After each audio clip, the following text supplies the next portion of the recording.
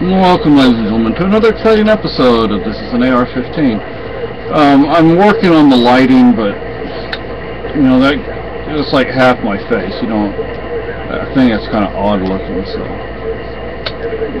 we'll just do with this, even though we have that sunlight in the back. I wanted to say something about this. The carrying handle, I had it on backward. So when I realized that, I took it off and I turned it around. If you can, of course, it comes off easy with thumb screws, and this shroud will probably come off. And if you think about it, if it was a tight situation, so to speak, what would happen is this shroud would get, up like that. I mean, it would do all sorts of things, and if it was like that, I'd have a really hard time with aiming because it would interfere with it. So it's not the best thing, and it is open on the bottom, but I'm not sure that's enough to vent it. The vents are, I can't show you the top, but the vents are on the top and bottom. And eventually I want to replace this with the rails. There's a quad rail that I can get, and I'd like to replace that eventually. But that will be a long time coming. But this is a 3-point sling, although I'm not sure. I have actually no idea how to properly use it. But I also fixed the sight on here.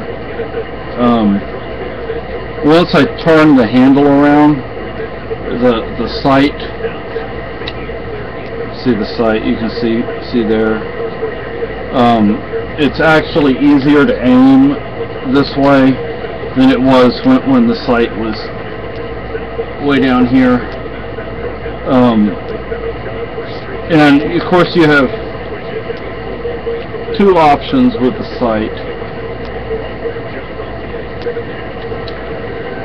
You have that one. That one might be okay during the day, but it might be a little difficult to use at night, so so far this is the one I'm using. The one that is larger.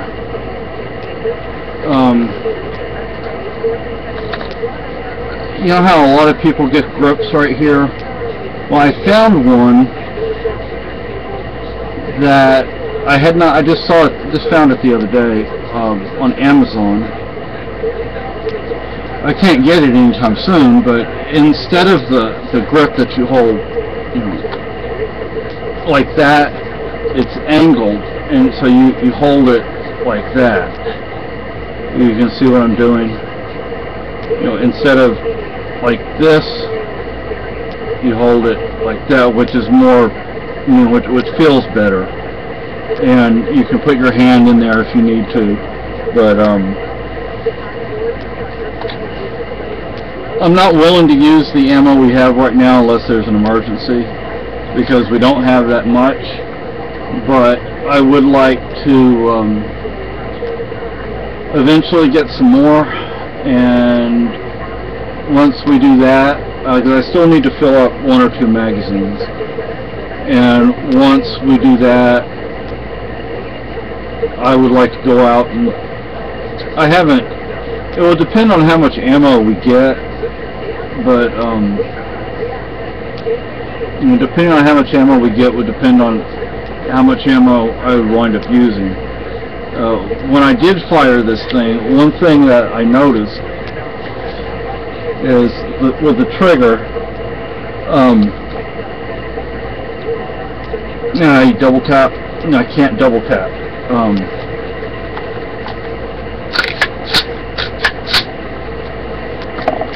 What I was having a difficult time with was, it's like the trigger, when I would pull it, I think I may need to work on that. I need to work on sighting it in better. But when I would pull it, I don't know if my finger was, I don't know what was going on, but I was having a hard time with a double tap. That's something I need to practice on. But because I would double tap and I would squeeze the trigger, and it's like my finger would go way up here, and I'd have to pull it back again against the trigger. So I need to learn to fire it with this and each of the positions that it will go in. But I'm not sure I really want to put a flashlight on here. The reason for that is, although you can see things with the flashlight, whatever you're aiming at can also see you. Of course, if you're blinding a target, even if you're blinding a target, they can still pull the trigger. And if they're already aiming in your direction, then they might, so I don't know. Do I want a laser on it? I don't know. I'd rather get some feedback from people on this kind of thing. The scope that I was thinking about getting eventually was one of those reflex scopes. But I don't know. I mean, I'd like to get something that I can use even at night, at least to some degree. But and because of shooting sports, what I was thinking was, when I get new glasses, I need to get athletic glasses. Maybe they'll be a little tougher, and I can still use them for everything. Because all we can afford is one pair of glasses at a time. Glasses aren't cheap. But we still need to make an appointment with someplace to get our vision tested. But it's a nice little rifle. We built it. Safety.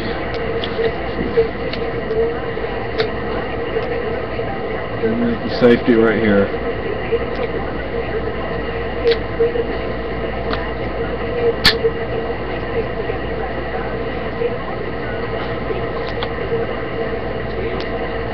It's the release for the magazine, and you need to get a tool to take this off, and I need to get a cleaning tool for the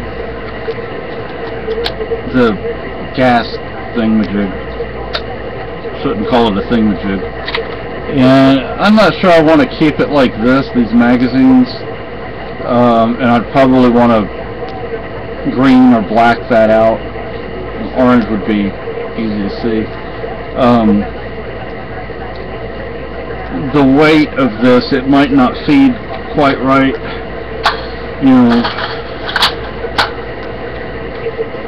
I'm not sure if it would, with the weight of 3 magazines being full, and then you take, like this, if all 3 magazines are full, it might be okay. This might, the 2 on the side might help balance out the weight. But then when there's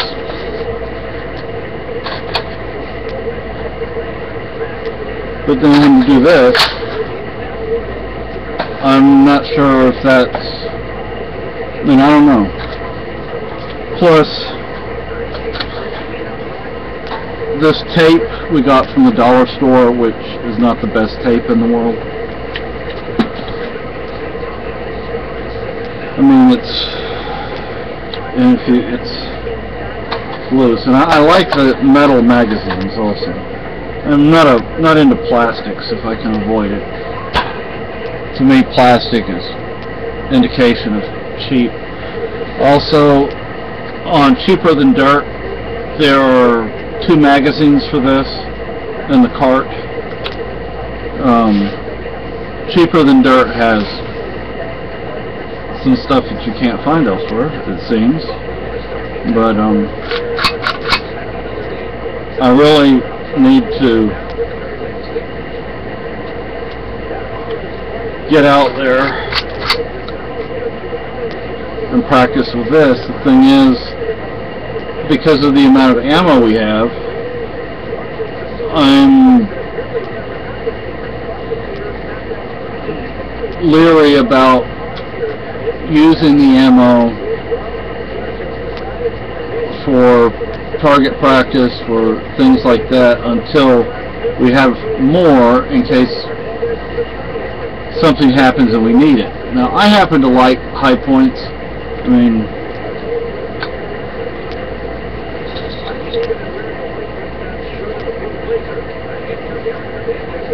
I happen to like it. Some people say it's not an attractive gun, but I happen to like it, and it feels sturdy. Well, that doesn't sound good. But this is a 40 caliber. I like us to get a 9mm as well, and it has a place to attach things. Now, this might be good. It might be good to have a laser on here. I mean, my wife hasn't fired it yet, but I have, and I didn't do very well. I did a lot better with the mosin than I did with this. I wasn't making groups. I mean, I was hitting the target, but yeah, it wasn't doing real well. The mosin, on the other hand, I made some pretty decent groups, but this, I like it. I mean, it feels sturdy, and I like the way it feels in the hand. But we need to get a 9, that way we both have a handgun to use. Because I really got this for my wife, not really for me. But I think she could probably handle a 9 a little better than she could handle this. Although there's not going to be that much of a difference between a 40 and a 9. But anyway, so that's the AR and the high point. What we'd like to get is a 12 gauge pump action with a pistol grip, 308 semi-auto and a 308 bolt action with optics, good optics, and like I said, a 9mm and a 12 gauge and a 22 semi-auto. My wife would have no problem using a 22, and I said my wife would have no problem using a 22. And a lot of people will say, well, a 22 is, I mean, what can you do with a 22? Well, you know what? It's still a gun, and those are still bullets in there. And it's not like you're throwing rocks at somebody. Right. And so you can, and a 22, hey, you can use it for chipmunks and squirrels and birds and whatnot. You know, if it ever came down to it. Plus, they're not as loud as that mosin up there. You don't want to shoot a squirrel and have it explode. Yeah. So, I'm sorry about my hair. It was brushed, but Go kaboom! yeah. Bye-bye, squirrel. So, and they're not as loud, which means, you know, if you need to keep some sort of sound control or whatever, you use a 22. The sound isn't going to travel as far. But anyway, so that's all I had to say.